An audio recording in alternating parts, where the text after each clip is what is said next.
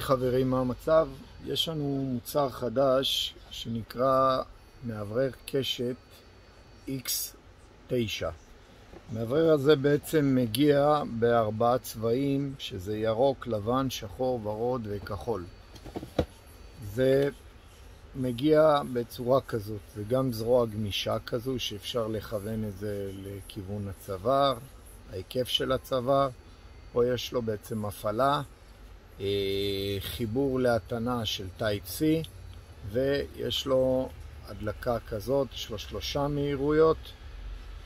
זה יושב בצורה כזאת על הצוואר, מתאים לריצה, להליכה, גם מפנה ככה את הידיים, לא צריך להחזיק את זה, וזה נראה ודומה גם לאוזניות חיצוניות.